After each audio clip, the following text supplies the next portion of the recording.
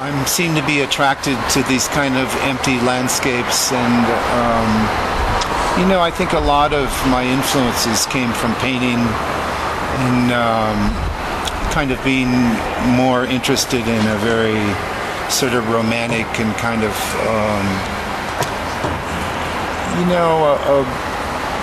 a kind of a relationship to nature that's about being alone and being in a kind of an isolated place.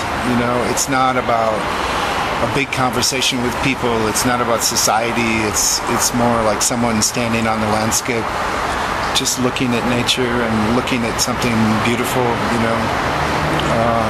So I think we're always seeking a little quiet space for ourselves in the world. Or at least I am. And sometimes the films take me. That's one of the reasons I'm drawn to the sea, because the sea is, to me, like the last frontier of solitude, and it's a kind of a beautiful realm of mystery and a kind of a visual atmosphere that most people don't experience in their life. So it feels I feel very connected to this. Mariners, I think, that people don't understand is that they were very dependent on their eyes to survive. And when you're out in the sea, you use your eyes as this very acute instrument to read the weather and to understand where you are in the world. And it's really, your survival is based on looking, And there's a wonderful story of when the Polynesians were canoeing across the Pacific. They used to study the clouds on the horizon, and they would study the color on the bottom of the cloud. And they would see if there was a tint of green on the underside of a cloud, that cloud would actually be above an island that they couldn't see from the sea, but they knew was in the distance, miles away. And so the mariners developed a lot of very subtle and very kind of specific ways to read weather and atmosphere to help them navigate across the ocean. So just being a little bit more in touch with some of those ideas is really exciting. Yeah, I think that's absolutely a perfect observation. And I've often told people that when I was young, one of the first kind of visual books that I had as a child was a photo album that my father had collected. Images of when he was a young man, and he worked on ships and traveled around the world for a number of years and created this photo album. And this was, if you can believe it, it would be before television. So I would sit and look at this book for hours and hours and travel to India and China and all these exotic places. And it was quite an interesting adventure. And then when I started making movies, I realized in some ways that I was recreating this photo album. So it's very much like looking at a book in a way, that you're presented an image that's often a very still image, and then as you look at it, it comes to life in a very small way, and then there's an image of black that comes, and that's like turning the page, and then you get another image and it sort of comes to life a little bit. And so in some way a photo album is a perfect kind of analogy for what I do. As I've kind of progressed, it's more about specifically looking at very distinct ideas and trying to kind of create a record of these experiences.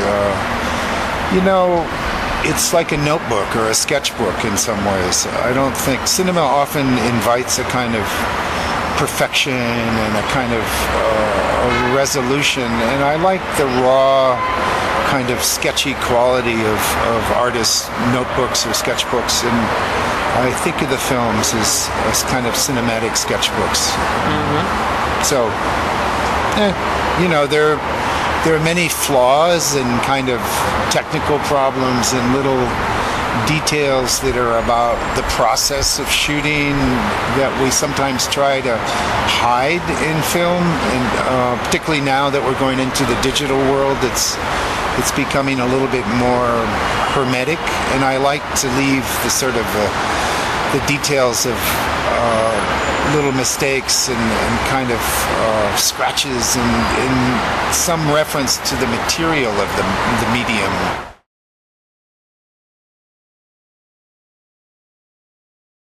Well, I think, one of the ideas of doing something very reductive and sort of understated is that it opens up the realm of interpretation, I think, in a wider range. And so if people do engage with it, because it's not so literal, it's kind of a poetic response to life, that they can go sort of in different ways with the material, and that's good. And it's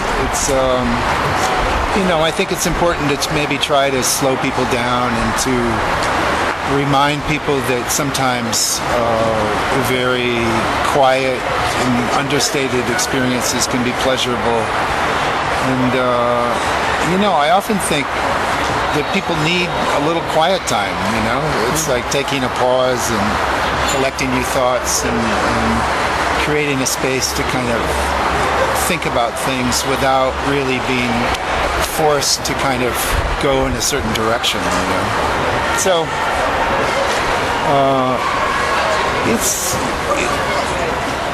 I think it can be very liberating going into a cinema and not being directed in an overt way, and being sort of say, okay, you can stay here and you can wander around and you can imagine, and I'm going to try to give you some freedom to do that.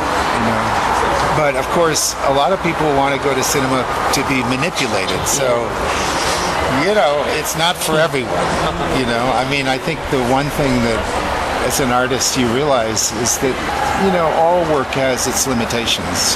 You can't be everything to everybody, and so you hope that in the final analysis that you can reach a few people that maybe haven't had this kind of cinematic experience before. It's a challenge, I think, to get people to slow down and to look.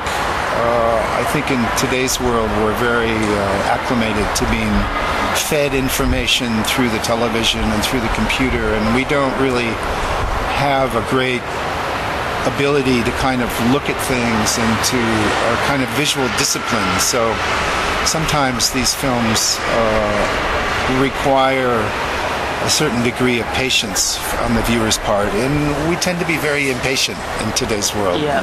I always feel like I'm trying to take films back into time, and the enterprise of cinema is trying to push us into the future, so it's a kind of inherent struggle with the expectations that people have when they go to a film, that many people don't want to go backwards.